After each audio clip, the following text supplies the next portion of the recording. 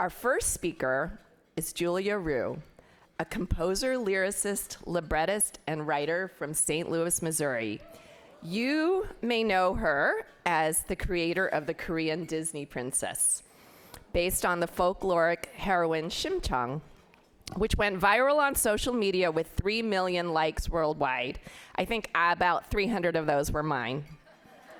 And that delight has become Dive, a full-length stage musical, and not even the first full-length stage musical that she's written and had produced, which she is developing with acclaimed writer Diane San, who is also here today. And this will be presented by the American Repertory Theater. Julia has been the recipient of a variety of honors, including the Fred Ebb Award for Musical Theater Songwriting, the Princess Grace Honoraria, Playbill's featured Songwriter of the Month, and many, many others. And did I mention she just graduated from college last year? Please welcome Julia Riew.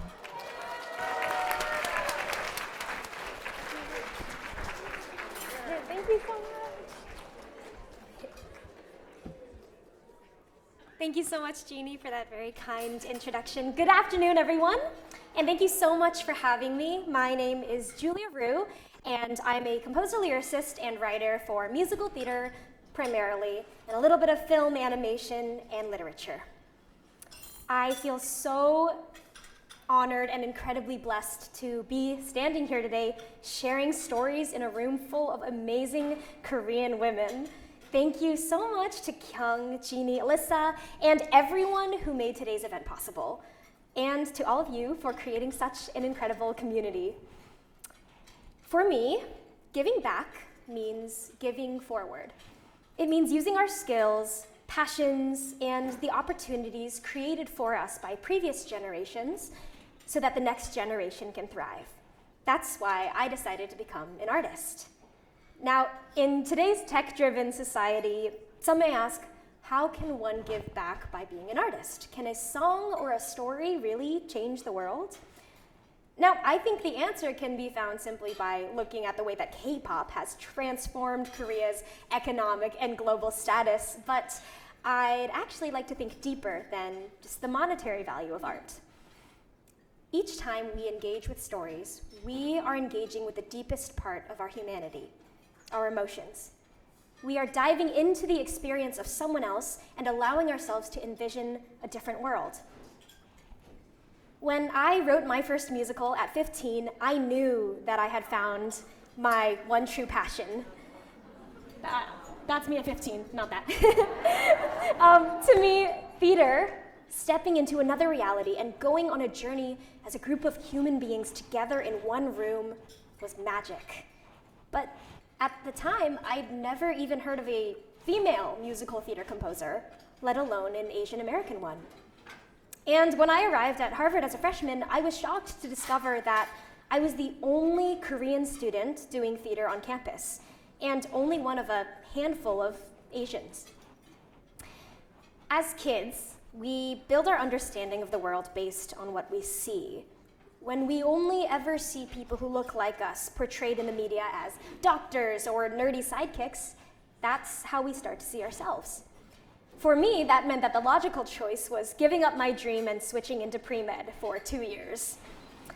And then, when I was 19, I saw a Korean person performing on a Broadway stage for the first time. He was in the ensemble and he only had one line, but just seeing him up there reduced me to tears. For the first time, I was feeling something that I didn't even know I had so desperately craved. The feeling of representation, of being seen. And I knew that I had to share this feeling with others. So I started by setting up a new organization. On campus at the time, there were 2 minority student theater groups. There was Black Cast and Teatro, but there wasn't one for Asian students.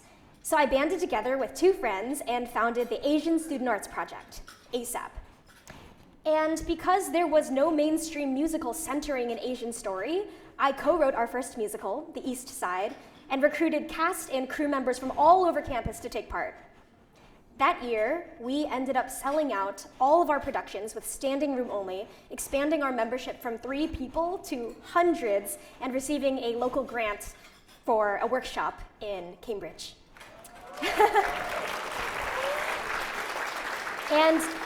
During one of the shows, our club had invited 60 kids from an after-school program in Chinatown. And I remember peeking out from behind the curtain, very unprofessionally, and seeing their little faces light up and thinking, these kids are seeing their stories reflected on stage, live in a theater. That's an experience I never had as a child.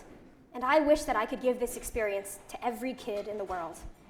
So that's when I realized my dream, which is to use my artistry to bridge divides and build connections, to bring a little more joy into a world that desperately needs it.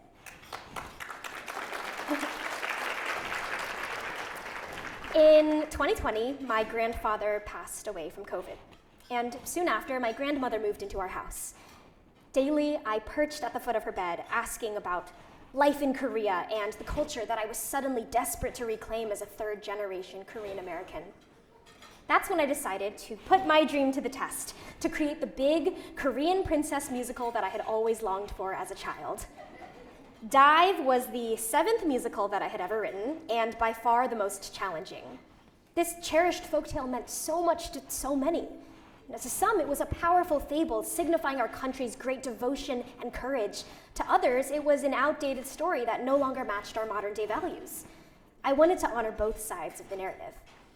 After a year and a half, I finally managed to finish a draft of the musical, and on Friday, January 7th, 2022, I decided to share my story on TikTok. There was no Korean Disney princess, so I decided to make my own.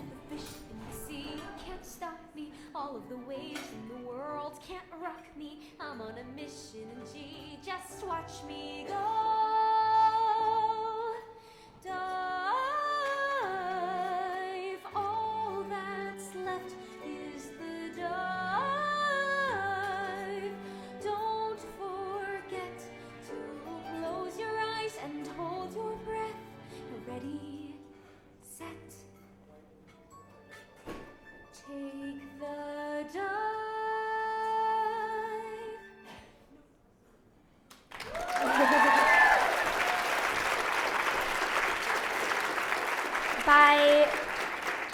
By the time I went to sleep the next evening, I had 10,000 followers. My Instagram inbox and email exploded with messages from producers and celebrities, but the best part of it all was the support from my fellow Koreans around the world, especially the parents saying that they too had been longing to see a story like this, and they hoped that their kids would be able to grow up seeing Shimcheong on stage and on the big screen.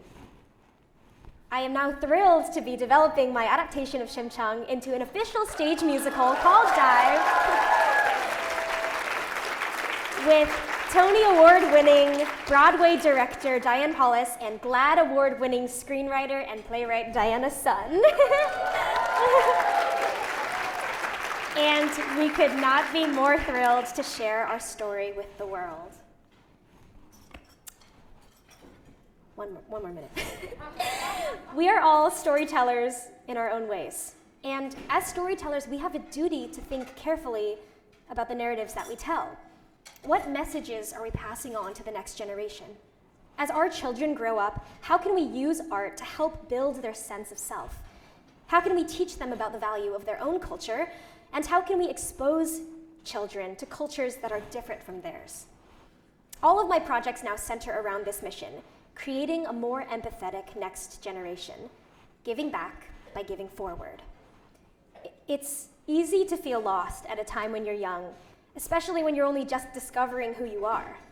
So for the children that I mentor and the students, I now always recommend to them, if you don't see a community for you out there, then build one of your own. If you haven't heard your story yet, then tell it. And if you can't find a role model who looks like you in your dream industry, then maybe you can be the first to take the dive. Thank you for having me.